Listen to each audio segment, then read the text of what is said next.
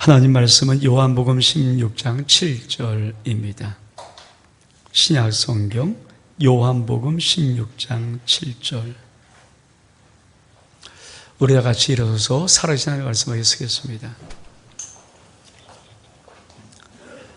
그래서 한 절을 봉독합니다. 말씀 띄워주실래요? 시작.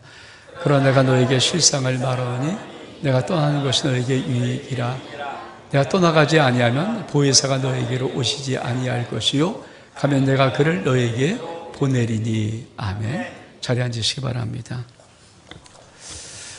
할렐루야. 예수 그리스도 사망 권세에 계시고 부활하셨습니다. 우리 영광의 박수 한번 올려드리겠습니다.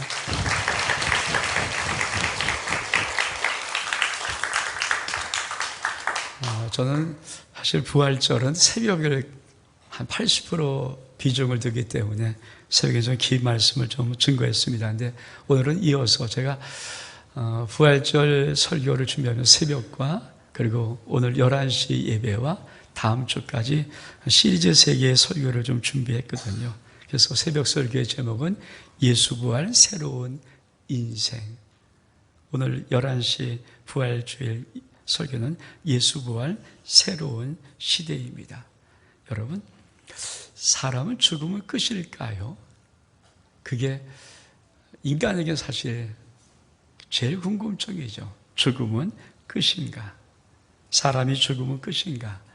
예수 그리스도의 부활은 우리의 인생이 새로운 인생길이 있음을 정확히 가르쳐주고 있습니다. 오늘 봉독한 말씀도 우리가 예수님께서 성령을 보내시기도 말씀인데 이렇게 말씀하십니다. 내가 떠나는 것이 너에게 유익이라. 내가 떠나가지 아니하면 보혜사 성령이 너에게 오시지 아니할 것이요 가면 내가 그를 보내리라. 여러분, 어떤 의미를 갖고 있을까요? 예수께서 이 세상의 모든 삶을 마치고 떠나가는데 어느 곳이 일정한 갈 곳이 있다는 말씀이거든요. 그리고 가면은 내가 보혜사 성령을 너에게 보낼 거야. 예수님이 거기에 가신지 어떻게 알 수 있을까요? 성령이 우리에게 오셔서 우리 가운데 임재하는 것을 보면은 예수님께서 말씀하신 그곳에 간 것을 우리는 확실히 알 수가 있습니다. 예수 부활은 우리에게 새로운 인생길을 정확하게 말씀하고 있습니다. 우리 말씀 하나를 보겠습니다. 요한복음 13장 1절의 말씀. 시작. 6월절 전에 예수께서 자기가 세상을 떠나 아버지께로 돌아가실 때가 이른 줄 아시고 세상에 있는 자기 사람들을 사랑하시되 끝까지 사랑하시니라. 여러분, 이 세상 사람들은 세상을 떠나면 죽음이에요. 그게 끝이라고 생각하잖아요. 근데 예수님께서는 정확히 이렇게 말씀하십니다. 자기가 세상을 떠나 죽는다는 얘기거든요. 아버지께로 돌아갈 때가 이른 줄 아시고 예수님은 이 세상의 끝남이 죽음이 당신의 아버지께로 돌아가는 거예요. 우리가 보통 소천이란 말, 우리가 돌아가셨습니다. 소천이란 말을 쓰는 이유는 하나님이 위해서 부르셨다는 것이거든요. 또 돌아갔다는 말, 우리가 죽음에 대한 표현을 할 때 돌아가셨습니다. 어디를 돌아가는 걸까요? 여러분, 예수 그리스도의 부활은 놀랍게도 우리에게 정확한 인생길이 있음을 가르쳐주고 있습니다. 저와 여러분이 예수 믿는 가장 큰 축복이 뭘까요? 내가 죽으면, 내가 이 세상 떠나면 끝이 아니라 바로 아버지께로 가는 그 새로운 인생길이 열린다는 것입니다. 저는 그 놀라운 축복이 여러분 가운데 임하기를 주의 이름으로 축복합니다. 그러면서 우리는 예수 그리스도의 부활은 이런 새로운 인생길을 열어가는 새 시대를 열어가요. 저와 여러분이 예수 그리스도를 믿고 살아가는 모든 삶은 새로운 인생일 뿐 아니라 새로운 시대를 살아가는 것입니다. 저는 여러분에게 짤막한 시간에 좀 이런 새로운 시대를 좀 말씀을 드리고 싶어요. 예수 부활 새로운 시대는 어떻게 열려지는가? 첫 번째, 새로운 갈망으로부터 시작됩니다. 우리 말씀 볼까요?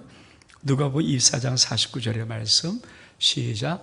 볼지어다 내가 내 아버지께서 약속하신 것을 너희에게 보내리니 너는 위로부터 능력을 입히어질 때까지 이 성에 머물라 하시니라.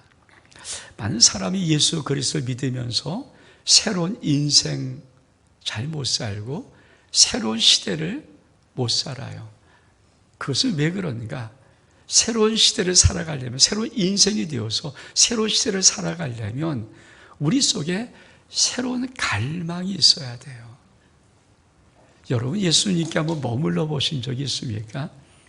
우리 교회 한 분은 사순절 고난주간 40일을 정해서 한번 교회에서 자면서 머물러 왔던 시간이 있어요. 여러분 그분은 어땠을까요? 물론 그분이 어떻게 될지 모르겠지만 지금은 믿음이 충만해요. 성령이 충만하죠. 왜? 머물러 봤기 때문에. 여러분 우리 주님이 이렇게 말씀하시는 거예요. 볼지어다 내가 아버지께서 약속하신 것을 너에게 보낼 텐데 너희는 위로부터 능력을 입히울 것. 위로부터 능력이 입히울 때까지 이 성에 머물러라. 왜 많은 성도들이 예수 그리스도 믿음의 도로 새로운 인생과 새로운 시대를 잘 못 사냐면은 머물고 기다리는 시간들을 안 가져요. 급해요. 예배도 1시간 되면 얼른 가야 되고요. 새벽에 기도에 나려오기 참 쉽지 않고요. 그런 거 안 하잖아요.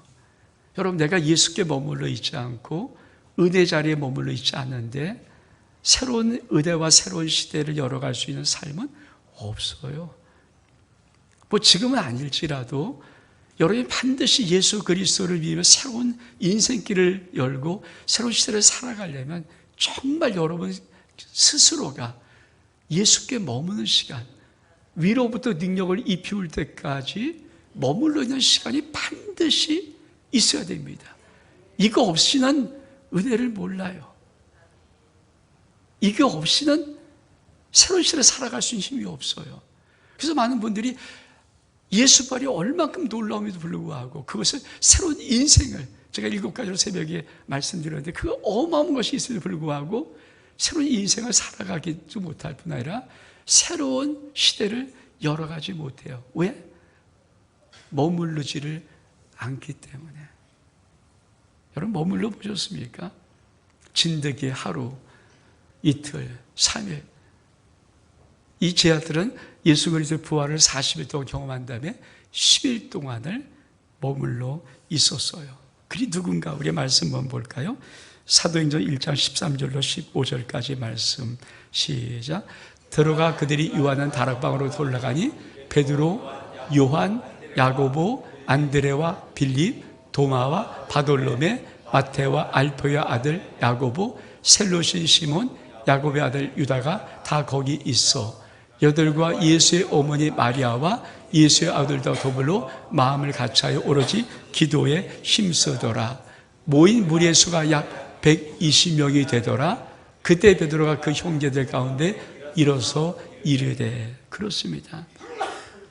120명 정도의 무리가 열흘 정도를 온전히 머물러 있었어요. 왜? 주님이 약속하신 것이 위로부터 능력이 임할 것이다. 그 능력을 받을 때까지 열흘을 머물러 있었어요.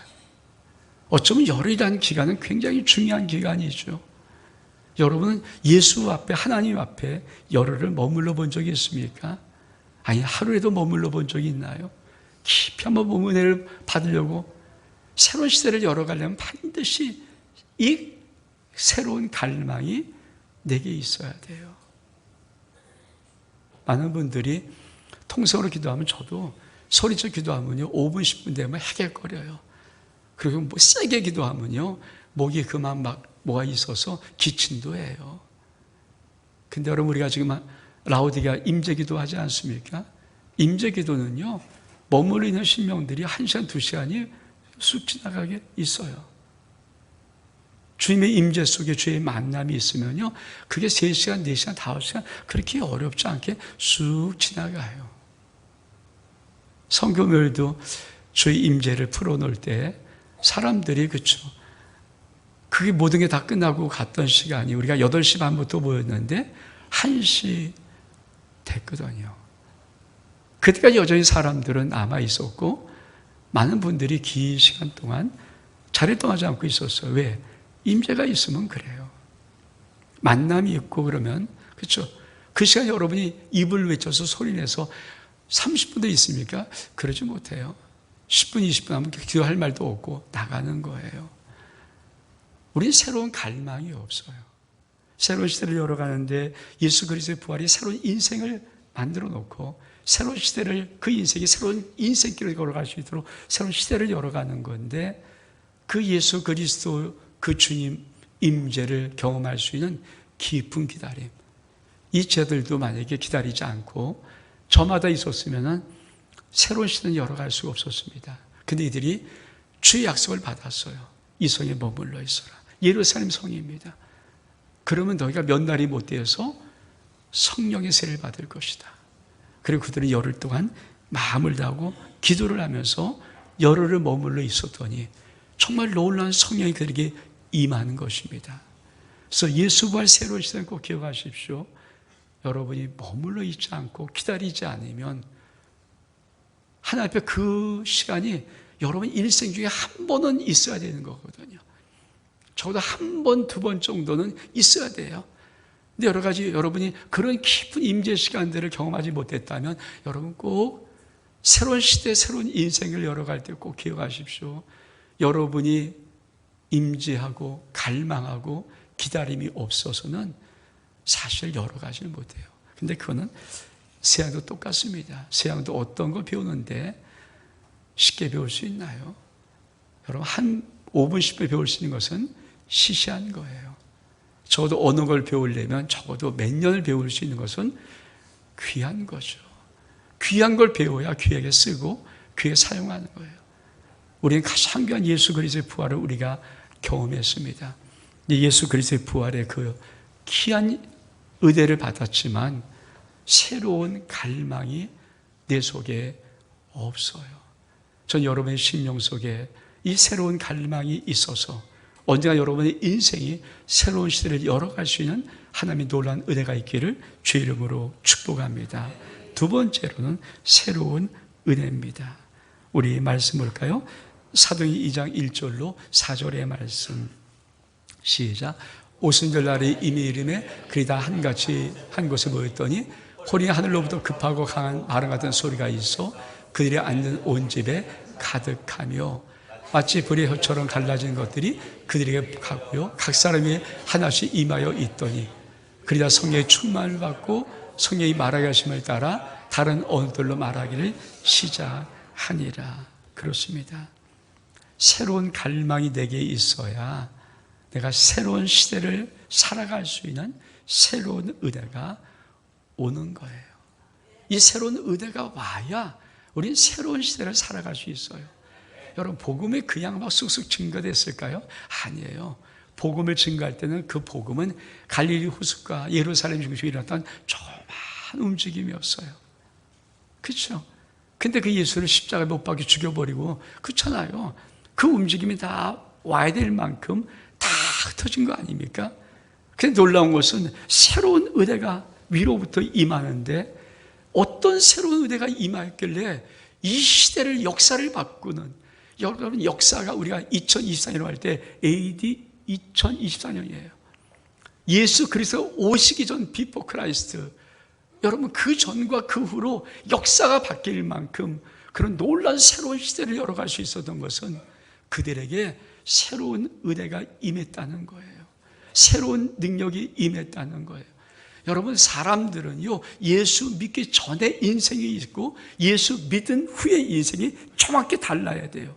여러분 그런 구분이 있습니까? 예수 믿기 전과 예수 믿은 후가 구분이 안 되면 죄송한 얘기지만 여러분 새로운 시대는 열어가지 않는 거예요. 새로운 시대는 정확해요. 역사가 말하잖아요. BC, 비포 크라이스트, AD, 에노 도미니. 우리 주님의 주후와 주전이 정확하게 역사를 갈라놓았던 것처럼 내 인생에도 BC와 AD가 있어야 되고 내 모든 삶의 어떤 영역에도 BC와 AD가 있어야 됩니다. 이 BC와 AD를 갈라놓을 수 있는 것은 내 의지가 아니고요 내가 어떤 빨간 표시에는 정한 날이 아니에요.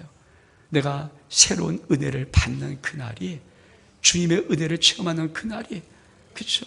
그래서 지금은 어떤지 모르겠어요. 근데 많은 오래 신앙하신 분들은 이 은혜가 있는 분들이 많거든요. 눈물 콧물 흘리면서 정확히 예수를 만났던 현장의 경험이 있는 신명들, 그분들은요 예수를 버리질 않아요.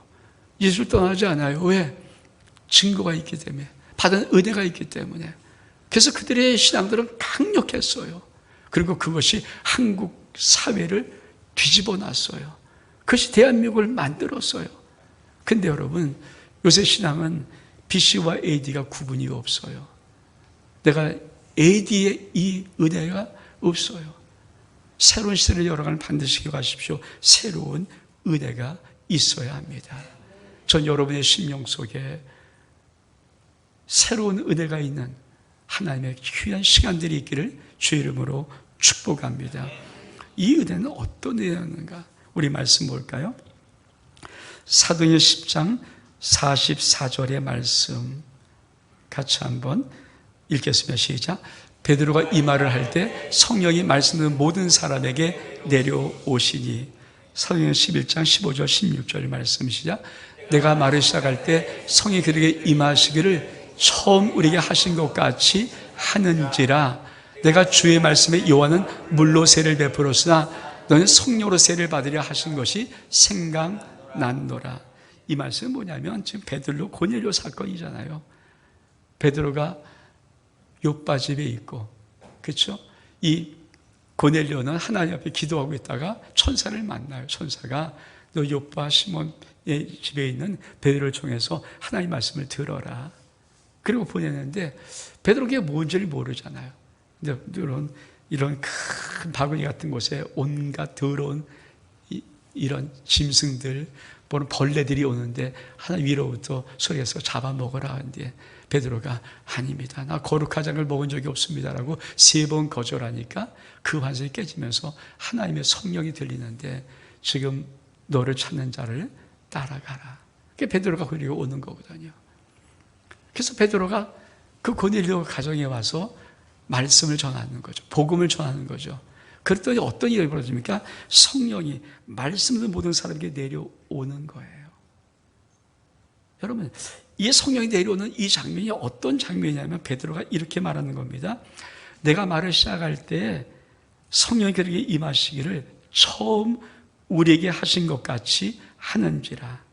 내가 주의 말씀에 요한이 물로 세를 베풀었으나 너는 성령으로 세를 받으라는 것이 생각나노라. 처음 우리가 받았을 때와 똑같이 성령이 오시더라. 그러니까 여러분, 복음이 어떻게 일어나냐면요, 초대교회 오순절 마가다에 성령이 임했어요. 이때 120문도가 받았잖아요. 이 복음이 어떻게 지나갑니까? 그냥 쑥쑥 지나가는 것이 아니라 성령이 임할 때 똑같이 그 당시에 베드로와 함께 있던 120명 받았던 그 놀라운 임재가 똑같이 일어나는 거예요. 똑같은 은혜가 오는 거예요. 그래서 놀랍게도 통일하네? 또 어떻게 일어날까요? 똑같은 은혜 같은 은혜. 여러분, 이게 무슨 말이냐면 지금도 마찬가지예요. 우리가 어떻게 새로운 시대, 새로운 은혜가 오냐면요, 성령이 임하는 것은 똑같이 오는 거예요. 똑같이 방언이 터지고, 그렇죠? 놀랍게 예언도 하고 하나님의 임재를 경험하고, 이게 똑같은 거예요. 2000년에 마가다방에 임했던 그 성령의 임재나 지금도 성령이 임할 때 증상이 똑같아요. 같은 시대를 같은 은혜로 가지고 하나님이 역사하는 거죠. 그러니까 마치 붕어빵을 찍듯이 꾹 찍어서 하나 만들고 그 다음에 또 몇 년 만에 꾹 찍어서, 그래서 계속 똑같은 은혜가 계속 나갈 수 있도록, 이게 성령께서 하시는 역사이거든요. 우리 말씀 하나 더 볼까요? 사도행전 19장 6절의 말씀 시작. 바울이 그에게 안수하며 성령이 그에게 임하심으로 방언도 하고 예언도 하니. 그러니까 사도행전 10장 11장에 있던 고넬료 사건과 19장은 한 10년 정도 차이 나요. 한 10년 어간 차이 나는데 또 에베소에 가니까 똑같이 성령이 임할 때 뭡니까? 안수하니까 임할 때 바들이 방언도 하고 예언도 한 역사. 그러니까 같은 애가 계속, 지금도 마찬가지예요. 성령이 임하면 어떤 거예요? 여러분 속에 방언이 터져요. 그냥 방언 한다 못한다도 중요한 게 아니에요. 성령이 임하면 방언이 터져버려요. 방언이 터지는 거예요. 그냥 방언이 터져서 예언도 되어지고 환상도 보고 은혜도 받고 그 역사를 똑같이 하시는 거예요. 여러분 그 새로운 은혜를 여러분은 경험했습니까? 왜 많은 사람이 그런 은혜를 사모하지 않고 새로운 시대를 살아가려고 할까요? 왜 기독교가 힘이 없습니까? 다른 거 없어요. 새로운 은혜를 경험해야, 하늘의 능력이 입혀야 기독교는 아주 놀라운 생명력의 힘을 가지고 있습니다. 어떤 총칼도 못 맞고요, 어떤 위협도 못 맞고요, 어떤 죽음도 그걸 막을 수가 없어요. 왜? 새로운 은혜가 임하면 성령의 능력으로 살아갈 수 있는 새로운 시대를 살아갈 수 있는 힘이 있기 때문에 전 여러분의 인생 속에 이 놀라운 은혜가 있기를 원합니다. 그러면 새로운 은혜는 어떤 은혜인가? 우리 말씀 보겠어요. 야고보서 1장 17절 말씀 시작. 온갖 좋은 은사와 온전한 선물이 다 위로부터 빛들의 아버지께로부터 내려오나니 그는 변함도 없으시고 회자하는 그림자도 없으시니라. 여러분, 새로운 은혜가 올 때 성경이 나냐 방언도 예언할까? 새로운 은혜 주고 방언 터지고 예언할, 그게 아니에요. 새로운 은혜가 내려오면 놀라운 것이 있어요. 정말 하나님으로부터 모든 좋은 것, 모든 보화, 모든 지혜, 모든 것들이 다 내려오는 거예요. 이게 새로운 은혜예요. 그래서 믿음의 사람들이 이 새로운 은혜를 받으면 새로운 시대를 통해서 새로운 역사를 이룰 수가 있는 거예요. 믿음은 여러분 그냥 이렇게 하는 게 아니죠. 믿음의 이 새로운 은혜가 오면 새로운 시대를 자기도 살 뿐 아니라 그 새로운 시대가 왔음을 모든 사람들 앞에 계속 증거하며 나갈 수 있는 거예요. 왜? 온갖 좋은 은사, 온전한 선물이 다 위로부터 빛들의 아버지께로부터 내려오는 겁니다. 전 여러분이 새로운 은혜를 받고 전 놀라운 약속의 말씀을 받는 은혜가 있길 축복합니다. 우리가 왜 다음 세대에게 집중할까요? 다음 세대들이 뭘 받기 위해서? 성령 받아야죠. 성령 받으면 위로부터 하늘의 지혜가 내려오고 하늘의 능력이 나오고 하늘의 모든 죄가 다 풀어져 버리고 하며 꿈, 비전들이 생겨지고 환상과 예언을 볼 수 있고 자신감과 열정이 생기고 이 모든 것들이 하나님의 위로부터 오는 은혜예요. 여러분, 대한민국이나 세계 어디든지 내가 배워서 익히는 것은요 정확하게 딱 한계가 있어요. 그렇잖아요. 배워서 익히는 것은요 뛰어날 수 있는 방법이 없어요. 피아노 음대 간다? 적어도 4살부터 5살부터 진짜 배워야 돼요. 그리고 고등학교 정도 되면 하루에 적어도 8시간 이상씩 피아노를 두드릴 수 있어야 음대 갈 거예요. 그냥 띵동 띵동 띵동 음대 못 가요. 저 띵동 할 수 있거든요. 세안교도 마찬가지잖아요. 여러분, 세안교 딱 내가 배운 순간에, 세안교를 딱 배운 순간에 모든 것은 한계가 있어요. 공부 딱 들어가면 한계가 있어요. 그 한계를 사람들은 못 넘어요. 왜? 인간이 자기가 갖고 있는 태생, 자기가 어떻게 태어났는가, 어떤 가정에서 태어났는가, 어떤 부모로부터 무슨 교육을 받았는가, 자기의 머리가 IQ가 얼마인가, 이런 모든 종합적인 것이 그 사람의 생각에 딱 들어간 순간에 딱 결정을 해서 그 결정 이상으로 올라가는 것이 그렇게 힘들어요. 그래서 정말 힘든 거예요, 힘든 거. 근데 여러분, 하나님의 세계는 그게 아니에요. 하나님의 은혜 속에 딱 들어오면 위로부터 다 내려와요. 이 세상 것이 아니라 하늘로 다 내려오기 시작합니다. 그래서 이 하나님의 은혜를 온갖 좋은 선물을 받기 시작하면 그 인생은 이상의 어떤 심령보다 탁월한 거예요. 그 새벽기도 말했던 범인이 비범한 인생을 살아갈 수 있는 거예요. 여러분, 그런 은혜가 있기를 주를 축복합니다. 그래서 새로운 은혜는 방언하고 예언하고 이 정도 문제가 아니에요. 그건 현상이고 그 당시에 은혜가 임했을 때 나타난 현상이고 실질적인 것은 놀라우게 하나님의 모든 온갖 좋은 것들이, 좋은 은사들이 다 나에게 내려오는 것입니다. 이 은혜가 우리 가운데 있기를 주 이름으로 축복합니다. 마지막 새로운 시대를 열어가는 새로운 거룩한 행진, 우리 말씀 볼까요? 사도행전 1장 8절의 말씀 시작. 오직 성이 너에게 임하시면 너희가 권능을 받고 예루살렘과 온 유대와 사마리아 땅끝까지로 내 증인이라 하시니라. 전 저 말이 참 멋있어요. 예루살렘과 온 유대와 사마리아와 땅끝까지. 여러분, 이 새로운 갈망이 있고 새로운 은혜를 받으면요, 우리 인생 앞에 새로운 시대를 열어갈 수 있는 거룩한 믿음의 행진이 있습니다. 전 특별히 우리 귀한 젊은이들이, 우리 귀한 청소년들이 이 새로운 갈망, 새로운 은혜를 받고 여러분 새로운 시대를 열어갈 수 있는 거룩한 믿음의 발걸음을 행진할 수 있기를 축복합니다. 이게 있어야 돼요. 저는 왜 우리 부모들이 자꾸만 자료에서 기도하라고 애를 쓰냐면은 여러분 기도해줘야 여러분 자녀의 인생들이 이 새로운 은혜를 받고 새로운 시대를 그 거룩한 걸음으로 열어가는 축복이 있단 말이에요. 그 복을 받기를 원합니다. 그래서 예루살렘, 온 유대와 사마리아 땅 끝까지 우리 말씀을 볼까요? 우리 마태복음 28장 18절 19절의 말씀 시작. 예수께서 나와 말씀하여 이르시되 하늘과 땅의 모든 권세를 내게 주셨으니 그러므로 너희 가서 모든 민족으로 죄를 삼아 아버지와 아들과 성령의 이름으로 세례를 베풀고. 얼마큼 멋있습니까? 가서 모든 민족으로 죄를 삼아라. 여러분 모든 민족으로 우리의 자녀들이, 우리의 다음 세대들이 달려갈 수 있는 은혜가 있기를 주의로 축복합니다. 또 말씀 볼까요? 마가복음 16장 15절 말씀 시작. 또 이르되 온 천에 다니며 만민에게 복음을 전파하라. 예수 그리스도를 믿으면 온 천에 다니는 거예요. 대한민국 왜 온 천에 다닐 수 있지 않습니까? 복음을 가진 민족. 왜 대한민국이 K라는 문화를 가지고 있는지 아십니까? 애들이 잘해서요? 아니에요. 대한민국의 복음의 능력이 우리 모든 다음 세대 젊은 친구들을 온 천하에 보내는 거예요. 그 은혜가 있기를 주를 축복합니다. 우리 말씀 볼까요? 누가 이사장 47절 말씀 시작. 또 그의 이름으로 죄사함을 받게 하는 회개가 예루살렘부터 시작해서 모든 족속에 전파될 것이 기록되었으니, 복음은 예루살렘을 시작해서 모든 민족에게 전파되기 시작합니다. 여러분 꼭 기억하십시오. 내가 예수 그리스도를 믿고 새로운 시대를 열어갈 수 있는 은혜를 받으면, 새로운 갈망이 있고 내가 머물고 기다리고 새로운 은혜를 받으면 나의 삶의 발걸음이 어떤 발걸음인가? 새로운 시대를 열어가는 거룩한 발걸음이 되기 시작합니다. 그것이 저와 여러분뿐 아니라 우리의 귀한 자녀들 속에, 자손들 속에, 다음 세대 속에, 특별히 귀한 젊은이 속에 있는 발걸음 될 수 있기를 주의 이름으로 축복합니다.